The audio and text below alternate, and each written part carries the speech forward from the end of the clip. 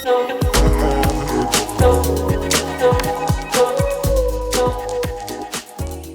आप देख रहे हैं उत्तराखंड तक और मैं हूं आपके साथ सरिता तिवारी। आज इंटरनेशनल वुमेन डे है और आज के दिन आपको उत्तराखंड की एक ऐसी बेटी से मिलवाने वाले हैं जो कि दिल्ली पर राज कर रही हैं। जी हाँ, यहाँ पर मैं बात कर रही हूँ क्वीन ऑफ दिल्ली जाह्नवी अधिकारी की। हमारे साथ यहाँ पर मौजूद हैं। बहुत बहुत स्वागत है आपका उत्तराखंड। Thank you. सबसे पहले बताइए, क्वीन ऑफ दिल्ली का ताज आपके सिर पर है, कैसा महसूस कर रही हैं? बहुत अच्छा। एक गौरवान्वित होता है ना। गौरवान्वित महसूस। गौरवान्वित महसूस, मतलब बहुत ज़्यादा ब्लेस्ड एंड प्राउड फील हो रहा है और अच्छा लग रहा है कि मतलब उत्तराखंड का नाम इतना ज़्यादा रोशन हो रहा है और अगर मेरे उससे और रोशन होगा तो मुझे और अच्छा लगेगा।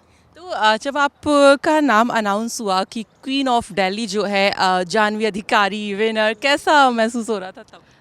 वैसे तो मैं ब्लैंक हो गई थी कि इज़ इट मी। तो फिर कुछ टाइम तक तो मेरे को रिएक्शंस नहीं थे। फिर थोड़ी देर जब मैंने कहा ओह इट इज़ मी, फिर मैं बहुत ज़्यादा खुश थी and I just can't stop laughing. इतना स्माइल, हाँ जी। खुश। पेरेंट्स कैसा महसूस कर रहे हैं? उनका भी वही था कि इट इज़ आवर गर्ल। फिर वो था कि ओ वाओ, फिर मतलब अच्छा था सब कुछ। तो अच्छा, यहाँ तक पहुँचने के लिए कहीं ना कहीं देखिए हर चीज़ के लिए मेहनत करनी होती है, तो नो डाउट आपने भी बहुत मेहनत की होगी। तो ये जो पूरा ये चीज़ होता है, इसमें आपने मतलब कैसे शुरुआत की और मेहनत की पहले बात करते हैं, इसमें क्या क्या आपने सीखा, कैसे कैसे आप इसमें ग्रो की?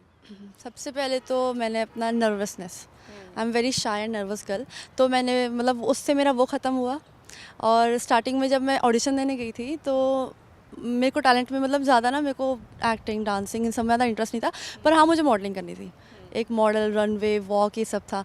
तो फिर टैलेंट राउंड होता है उसमें, तो फिर टैलेंट राउंड के टाइम पर मैं साइड हो गई, मैं छुप गई कि नहीं मुझसे नहीं होगा, मुझसे नहीं होगा। फिर जो प्रोडक्शन हाउस वाले थे फिर वो आए कि नहीं आओ आओ करो, तो हमने तुमसे होगा, यू आर ऑल गुड, ये वो। फिर मैं आई and I just sang a poem. फिर उसके बाद जब हमारा फिनाले था उस दिन मैंने उत्तराखंड का ही गाना गाया था, दैना होया, और सबके सब इतने वो थे कि वाओ ये नाले में आपने उत्तराखंड का गाना गाया? दैना होया। यहाँ पे भी गा दें थोड़ा सा। अच्छा। दैना होया खोली का गणेशाए, दैना होया मोरी का नारायणाए, दैना होया भूमिका भूम्याला है, दैना होया मोरी का नारायणा है। I am not a singer, पता नहीं मैंने कैसे गाया। नहीं, काफ़ी अच्छा गाया। हाँ, फिनाले की बात से याद आता है, फिनाले में मुझे लगता है कि बहुत ही ऐसा टास्क होता है कि पता नहीं अब क्या होगा, कैसे होगा। तो सबसे ज़्यादा टफ आपको कौन सा वाला राउंड लग रहा था? Question answer round. Question answer. अच्छा, क्या क्वेश्चन पूछे थे आप?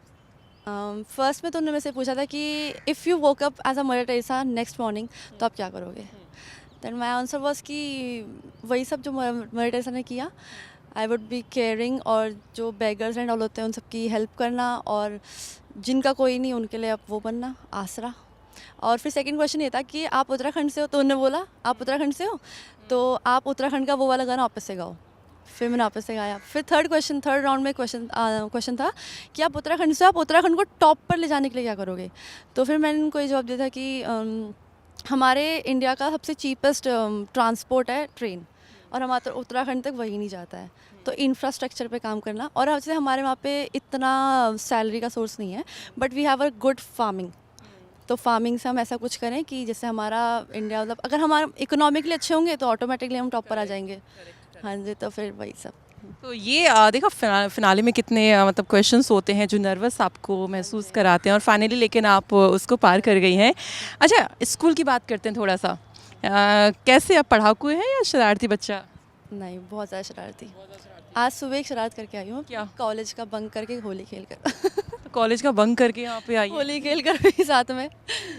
फिर थोड़ी डांट वाट पड़ी। बहुत शरारती नहीं, बहुत शरारती। Everybody knows me in my college कि लंबी सी लड़की लंबे बाल वाली, जो आजकल लंबी सी लड़की लंबे बाल वाली दिल्ली की क्वीन बन गई है और उत्तराखंड का मतलब नाम रोशन यहाँ तक कर रही हैं। अच्छा, बच्चे जो हैं आपकी क्लास के, मतलब जो आपकी क्लासमेट्स हैं और जो टीचर्स हैं, उनको पता है कि आप क्वीन ऑफ दिल्ली बन चुकी हैं? सबको फोन होना है? हाँ जी। क्या कह रहे हैं? फ्रेंड्स तो उनको तो अच्छा लगता है, but there are some peoples negative कि यही क्यों बन गई, ये कैसे बन गई, कैसे बन गया, इसमें था ही क्या? था ही क्या, इसमें है ही क्या, हम में कोई कमी है क्या? ऐसे लोग हमेशा आपको मिलेंगे, आज से 20 साल बाद भी आपको ऐसे लोग मिलेंगे, तो उनको तो आप इग्नोर करें और जो आपको अप्रिशिएट कर रहे हैं। बहुत कोशिश रहती है मेरी उनको इग्नोर करने की, पर मेरा मन करता है कि आप ट्राई भी कर रहे होंगे, मुझे लग रहा है तब भी कुछ ना कुछ कहती होंगी। हाँ जी, कुछ भी मतलब कुछ भी चलना तो इससे क्या, इसको क्या, हाँ कुछ भी, कुछ बिजनेस या कोई जॉब मिल जाएगी। हाँ वही। अब अच्छा, आगे का क्या ड्रीम है आपका? लाइक इसी में ही आगे बढ़ना है या फिर कुछ और आपने सोचा हुआ है? या अभी तो आपने आई थिंक जस्ट 12th ही किया हुआ है, तो कुछ अभी आया है दिमाग में कुछ? इसमें और तो करना है, मैंने अभी मिस इंडिया के लिए भी ट्राई किया था, तो मैं उसमें दिल्ली में से टॉप 14 में, नॉर्थ जोन में क्वालिफाई किया था मैंने टॉप 14 में, फिर बॉम्बे का ऑडिशन हुआ था, फिर वहाँ पर तो इतना नहीं हुआ और इसमें तो करना ही है, अगर साथ में कोई गवर्नमेंट जॉब मिल गई तो। ओह, एक तरफ मिस इंडिया और एक तरफ गवर्नमेंट जॉब, ये बिल्कुल समझ में नहीं आ रहा। नहीं, मेरे पेरेंट्स तो चाहते हैं कि मैं अब भी आर्मी में चली जाऊँ, कितनी हाइट है तो मॉडलिंग नहीं, आर्मी में जाओ। तो हाइट है तो मतलब आर्मी में चले जाएं। हाँ, मॉडलिंग की क्या ज़रूरत है, आर्मी में जाओ, वो तो वक्त बताएगा, किस्मत और क्लियर करो, एनडीए क्लियर करो। और हम पहाड़ियों वैसे वो पहाड़, वही मैं कहने वाली थी, हम पहाड़ी का तो एक वही होता है, आर्मी में जाओ। आर्मी में जाओ। हाँ, वैसे मेरे फादर भी आर्मी से ही है। उन सब का ही होता है कि आर्मी में जाओ। हाँ, जैसे मेरी भी हाइट थी, पुलिस में जाओ। हाँ, पुलिस में जाओ, आर्मी जाओ। अभी हम आपको एथलेटिक्स में भी डाल रखा था।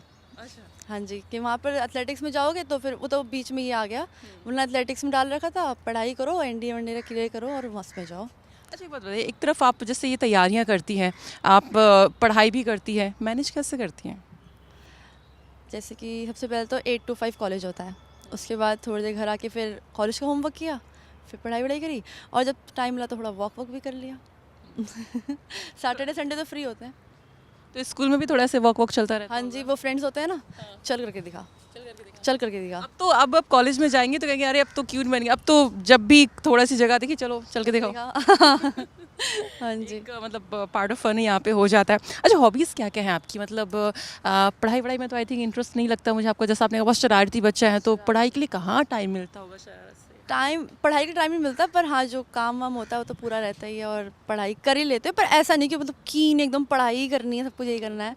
और इंटरेस्ट तो मेरा ड्राइविंग है, बाइक राइडिंग मुझे आती है और वो सीख रही हूँ कार, और साथ में ट्रैवलिंग, स्विमिंग और वॉकिंग, मॉडलिंग। उत्तराखंड में कौन सी जगह ज़्यादा पसंद है?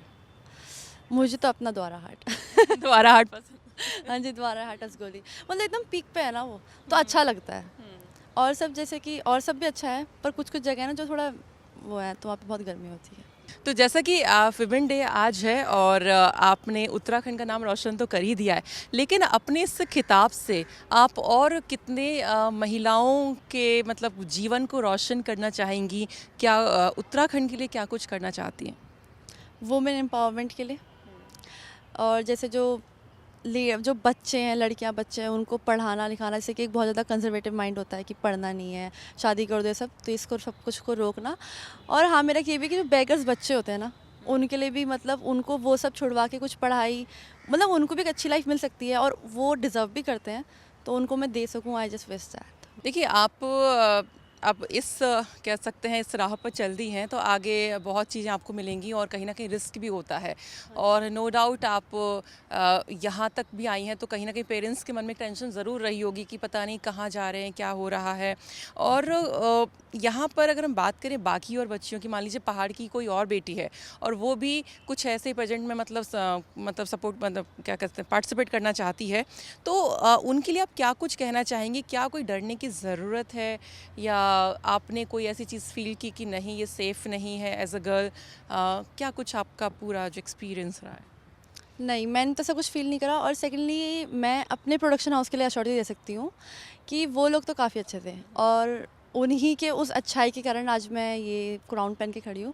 क्योंकि मेरे पेरेंट्स भी ऐसे थे कि नहीं, मतलब कि डर था, एक होता है ना इस इंडस्ट्री को लेकर, तो वैसे ही डर होता है कि कैसी होगी, क्या होगी, पर वो प्रोडक्शन हाउस में इतना अच्छा था कि उन्होंने पापा को बोला कि आप रोज़ आइए, जितने दिन हमारी ग्रूमिंग क्लासेस चलेगी उतने दिन आप साथ में आके बैठिए, देखिए क्या कर रही है, और साथ में देखिए अगर कुछ गलत है तो उसी टाइम आप हले जाइएगा।